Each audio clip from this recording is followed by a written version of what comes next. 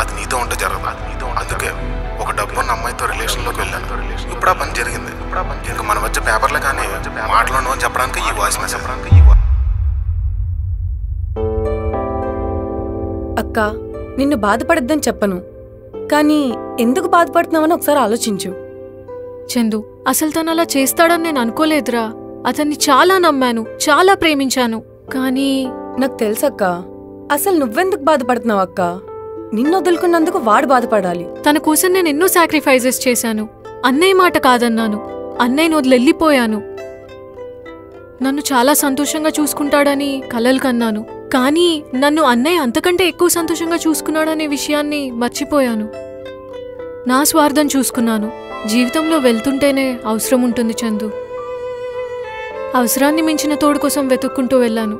ఇలా ఒంటరిగా మిగిలిపోయాను. మనకెవరున్నా లేకపోయినా అన్నయ్య మాత్రం ఎప్పుడు మనకు తోడుగానే ఉన్నాడక్క. అన్నయ్యకి కష్టం వచ్చినప్పుడు మనకెందుకులే అనుకున్నాం, కానీ మనకు కష్టం వచ్చిన ప్రతిసారి తండ్రిలా నిలబడ్డాడు. నీ విషయం కూడా అన్నయ్యకే వదిలే అక్క. అన్నయ్య వాడికి ఎలా బుద్ధి చెప్పాలో బాగా తెలుసు. వద్దనుకుంటే మర్చిపోయేది కాదు కదా Chandu. Wife and husband relation.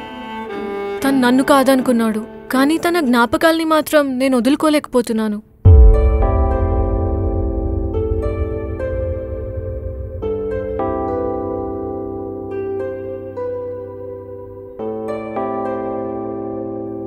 ఏంటి బావగారు, మీరే అలా డల్ అయిపోతే ఎలాగా?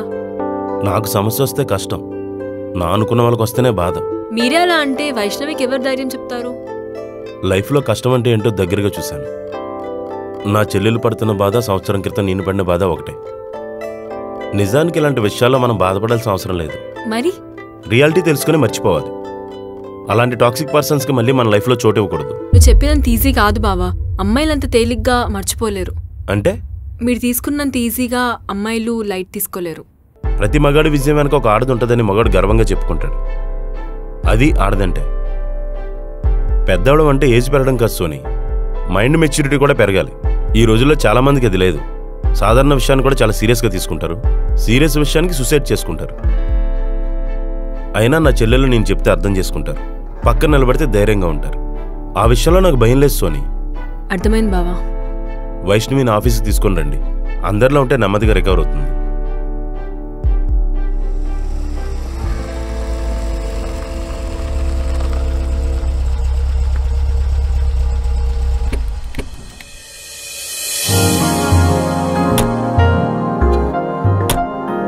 హాయ్ రాజా గారు. హాయ్ అండి. Hi Praveen. Congratulations. Thank you. సరే అండి, నాకు మీటింగ్ ఉంది, వెళ్తాను. ఓకే. ఐషు, ఈవినింగ్ ఆఫీస్ అయిపోయాక వచ్చి పికప్ చేసుకుంటాను. ఈవినింగ్ డిన్నర్కి వెళ్దాం. మరి మాకు లేవేటండి డిన్నర్లో? రే, ఇప్పుడే కలిసారు కదరా. అయ్యో, అదెంత మాట అండి. త్వరలోనే అందరికీ పెద్ద పార్టీ ఇస్తాను. ఓకేనా? సరే మరి, bye. Okay, bye. Bye bye. పదండి. నాకు మీ ఇద్దరిని అలా చూస్తుంటే హ్యాపీగా ఉందండి. మీకు ఒక గుడ్ న్యూస్ ఉంది రాజా గారు. ఏంటండి అది? అది ఇక్కడ కాదండి, అందరి ముందు చెప్తా. సరే పదండి. ఎక్కడికి రా? జేసీ గారికి టైం పాస్ అవ్వట్లేదంట, బయటికి వెళ్ళి ఏమన్నా ఫుడ్ పట్టుకురమ్మన్నారు. టైం పాస్ అవ్వకపోవడం ఏంటి? చాలా వర్క్ పెట్టుకుని మేడం ఏమో న్యూస్ అంటున్నారు. న్యూస్ లేదు, న్యూసెన్స్ లేదు. ఈ రోజు అంతా నెట్వర్క్ పనిచేయదంట. నీకు పెద్దగా ఏం పని ఉండదు. సరదాగా బయటికి వెళ్ళి టీ తాగుదాం పదండి. సరే, వెళ్ళి పనిచేసి వస్తాం. ఓకే. ఈ నెట్వర్క్ ఇష్యూ ఏంట్రా? రాత్రి గాలివానికి చెట్లు ఇరిగి వైర్లు తెగిపోయాయి. సాయంత్రం కానీ సెట్ కాదంట. నువ్వెందుకు అంత డల్ అయిపోతున్నావు? వర్క్ లేకపోతే హ్యాపీయే కదా. నా బాధ నీకేం తెలుసురా? చెప్తే ఎటకరిస్తావు, చెప్పకపోతే జలగలా పిండేస్తావు. పిండేస్తానో పిసికేస్తానో, ముందు విషయం ఏంటో చెప్పాలి కదరా. మా ఆవిడ నా మీద గృహహింస కేసు పెట్టిందిరా. అదేంటది? మీరిద్దరూ ఒక చోట ఉండట్లేదుగా? నేను కూడా అదే చెప్పాను ఎస్ఐ గారితో. మీ ఇద్దరు ఒక గృహంలో ఉండట్లేదు, కానీ నీ గృహంలో తను ఉంటుంది కదా అన్నారు. అది నువ్వు రాసిచ్చిందే కదా. సంపాదించానని తను అంటుంది. దరిద్రానికి దిష్టి తీస్తే అందులో ఉన్న నిమ్మకాయ కూడా నువ్వేరా.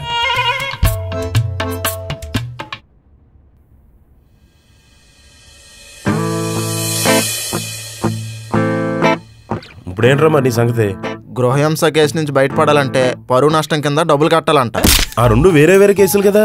నేను అదే అన్నాను. నువ్వు డబ్బులు కడతావా, జైలుకి వెళ్తావా అన్నారు. అయినా ఇదంతా ఎప్పుడు జరిగిందిరా? రీ రిలీజ్ సినిమాలాగా పాత విషయాలను కొత్తగా చూపించి కేసు పెట్టిందిరా. రీ రిలీజ్ అంటే కలెక్షన్లు బాగానే ఉంటాయి కాబట్టి నీ బాక్సులు బద్దలైపోవడం ఖాయం. ఇంక నా దగ్గర ఏముందిరా లాక్కోవడానికి, ఎండి మొలతాడు తప్ప. లైఫ్లో కష్టాలనేవి వస్తూనే ఉంటాయిరా, కానీ ముఖం మీద చిరునవ్వును మాత్రం వదులుకోకూడదు. ఈ కష్టాలు స్పీడ్ బ్రేకర్ లాంటివిరా, వాటిని జాగ్రత్తగా దాటుకుంటూ వెళ్ళిపోవాలి తప్ప అక్కడ ఆగిపోతామా?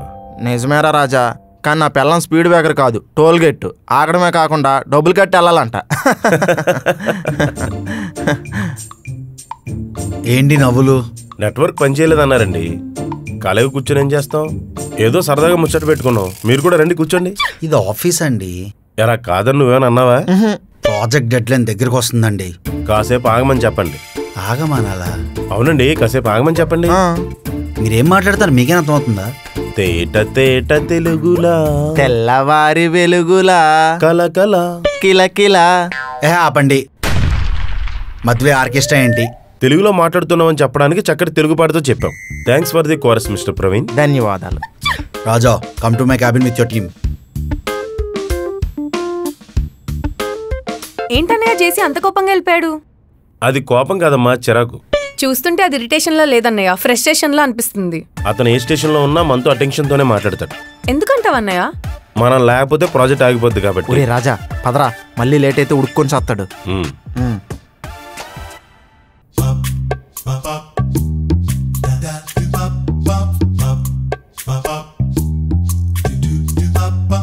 జేసీ గారు, వసీకరణ విద్యను నేర్చుకుంటున్నారా? ఎందుకు అలా అడుగుతున్నారు? లేకపోతే చేతబడులు చేసేవాళ్ళు ఆ చూపేంటండి. మరే నరాల్లోకి దిష్టి తగిలేస్తుంది. నువ్వే దసరా రోజు దిష్టి తీసే గుమ్మడికాయలు ఉంటావు, మళ్ళీ నీకు ఒక నిరదిష్ట. ఇప్పుడు ఎందుకు పిలిచారో చెప్పండి చేసి. నువ్వంత హార్ష్గా మాట్లాడకు సోని, జీతాలు ఇచ్చేటోడిని, ఆ మాత్రం హక్కు లేదా నాకు? ఇదేదో దిక్కుమాల సమాధానంలో ఉంది. నా ఆన్సర్లు కొంచెం వీక్గా ఉంటాయిలేండి. ఇంకాసేపు అంటే మేము వీక్ అయిపోయేలా ఉన్నాం. ఎందుకు పిలిచారండి? ఏం లేదండి. ఏం లేదండి, పదండ్రా. అబ్బా అలా కాదు, మనం చేసిన యాడ్ షూట్ ఐశ్వర్య అప్రూవ్ చేసింది, ప్రాజెక్ట్ కూడా ఓకే అయింది. కంగ్రాచులేషన్స్ రా. కంగ్రాచులేషన్స్ సోని. కంగ్రాచులేషన్స్ సోని. అవసరం లేదులే. నేను ఒకడు ఉన్నాను, కంగ్రాచులేట్ చేయాల్సింది నేను, మీకు మీరు చేసుకుంటారేంటి? ఎవరొకరు చెప్పుకున్నాం కదా. సరే గాని ఐశ్వర్యకి మన వర్క్ నచ్చి తన హ్యాపీనెస్ మనతో షేర్ చేసుకోవాలనుకుంటుంది. నాకు బ్లాక్ డాగ్. నాకు మ్యాన్సన్ హౌస్. నాకు ఓట్కా. అరే ఏంట్రా మీరు, హ్యాపీనెస్ అంటే సరదాగా ఒకరినొకరు కంగ్రాచులేట్ చేసుకుంటూ 2 మాటలు మాట్లాడుకోవడం, మందు బాటలు కొనుక్కోవడం కాదు. ఏమో చేసి, మా దృష్టిలో హ్యాపీనెస్ అంటే మందే. బాబు మీకు దండం, ఐశ్వర్య దగ్గర ఇలా చీప్ గా బిహేవ్ చేయకండి. మరి సుప్రియ రావట్లేదా చేసి?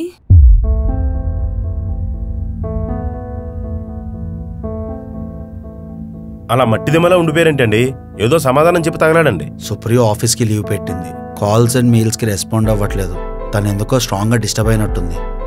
ఎందుకో నాకు తెలుసు. ఎందుకు? మీకెందుకండి ప్రతి దాంట్లో దూరతారు? Last month loss of pay ఎందుకు వచ్చింది? తెలీదు. ముందా పని చూడండి, పదండ్రా. ఆడపిల్లల మీద పరువు తీసేస్తున్నాడు. ఏదో రోజు ఇడికి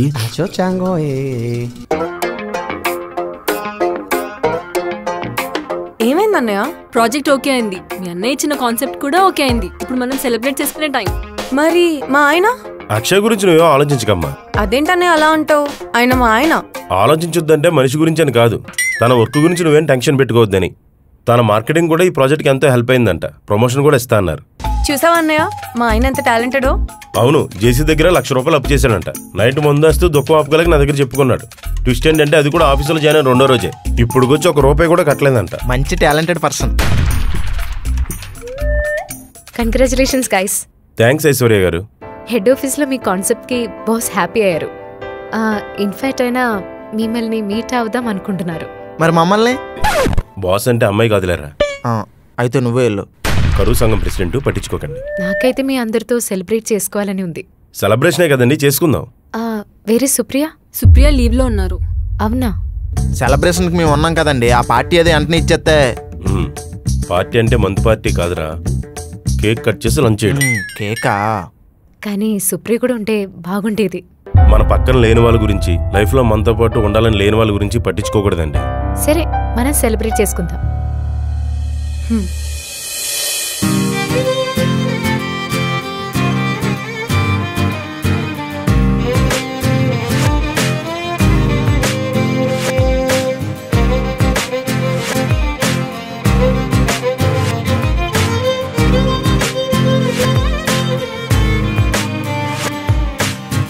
మీరు ఇలా సంతోషంగా ఉండడం చాలా హ్యాపీగా ఉందండి. Actually I have to say big thanks to రాజుగారు. ఇందులో నాదే ఉందండి. మీ మధ్యలో ఉన్న ఇష్యూస్ని క్లియర్ చేసుకున్నారు, మళ్ళీ రిలేషన్ స్టార్ట్ చేశారు. మిమ్మల్నే మెచ్చుకోవాలి. ఒక అమ్మాయికి హస్బెండ్ లేకపోతే ఎన్ని ఛాలెంజెస్ ఉంటాయో నేను ఫేస్ చేశా. విడిపోవడం చాలా ఈజియెస్ట్ థింగ్, కానీ తిరిగి కలవడం గ్రేటెస్ట్ ఛాలెంజ్. ఇప్పుడు మేము మా ఫ్యూచర్ చూసుకోగలుగుతున్నాం. ఒక అమ్మాయికి హస్బెండ్ మించిన గ్రేటెస్ట్ సపోర్ట్ ఎక్కడ దొరకదు. ఆ సపోర్ట్ యొక్క వాల్యూని నాకు గుర్తు చేసినందుకు థ్యాంక్ యూ. మీరు పార్టీ ఎంజాయ్ చేయండి, నేను వస్తాను. సరే.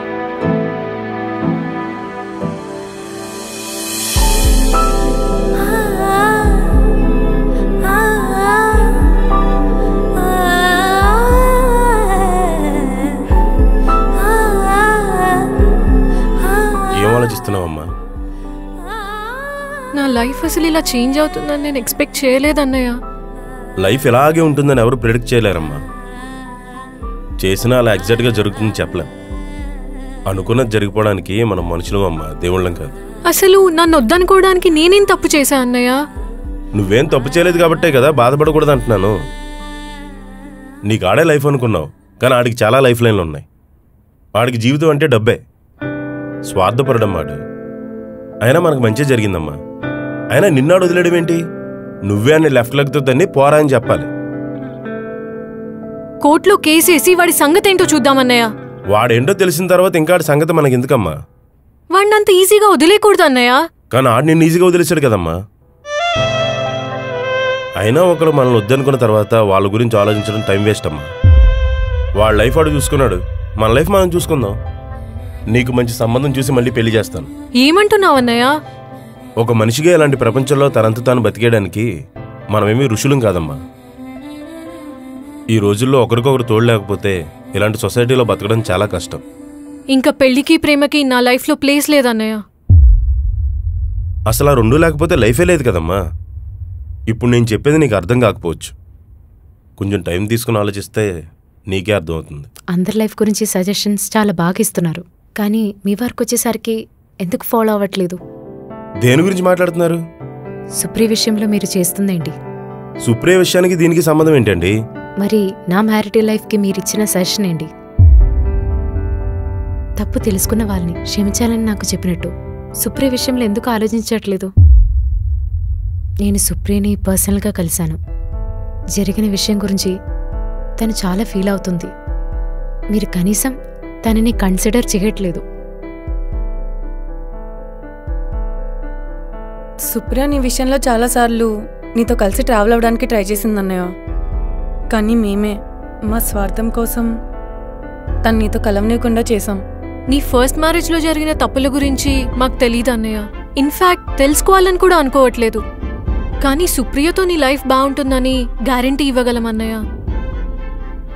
ఎప్పుడు మా కోసం కాదన్నయ్య, నీకోసం కూడా ఆలోచించుకో. నిన్నొక పపెట్లా వాడుకున్నామన్నయ్య. అందుకే దేవుడు నాకు ఇలాంటి కష్టాన్ని ఇచ్చాడు. మీకు నేను కాకపోతే ఎవరున్నారమ్మా? నువ్వేమో అలాంటి ఆలోచనలు పెట్టుకోకు. మాకు మాత్రం వదినగా సుప్రియానే కావాలి. అవునన్నయ్య, కావాలంతే. అది సరే, మొన్న ఇష్టం వచ్చినట్టు తిట్టేశాను, ఇప్పుడు మళ్ళీ నన్ను కన్సిడర్ చేస్తుందంటావా?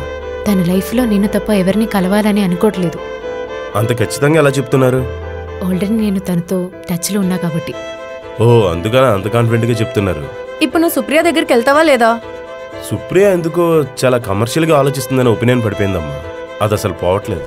అంత కమర్షియల్గా ఆలోచిస్తే నీ వెంట పడాల్సిన అవసరమేముంది? శివ గురించి మీరు నాతో అన్నమాటే. పెళ్లి కావాలంటే నువ్వే అవసరం లేదు. తను మంచి కంపానియన్షిప్ కావాలనుకుంటుంది. మీరే తనకి కరెక్ట్ అని తనకి బాగా తెలుసు. ఆలోచిస్తే అది మీకు కూడా అర్థమవుతుంది. పక్క వాళ్ళ విషయం విని ఏది మంచి ఏది చెడు అనే సలహాలు చాలా ఈజీగా ఇచ్చేస్తాం. కానీ విషయం మన వరకు వచ్చేసరికి సరైన నిర్ణయం తీసుకోలేం. మీకు కూడా ఇలాగే జరుగుతుందా? మన లైఫ్లో జరిగిన విషయాలను కూడా ఒక బయట వ్యక్తిలా చూసినప్పుడే మన లైఫ్లో మనం మంచి నిర్ణయాలు తీసుకోగలం. నిజమే కదా? ఐశ్వర్య లైఫ్ని బయట నుంచి నేను చూశాను కాబట్టి తిరిగి 4 మంచి మాటలతో తన కాపురం నిలబెట్టాను. నా చెల్లెల విషయంలో కూడా నేను మంచి డెసిషనే తీసుకున్నాను. కానీ నా విషయం వచ్చేసరికి నేను ఆలోచించలేకపోయాను. ఇప్పుడు ఆలోచిస్తే అర్థమవుతుంది. అవును, నాకు సుప్రియయే కరెక్ట్.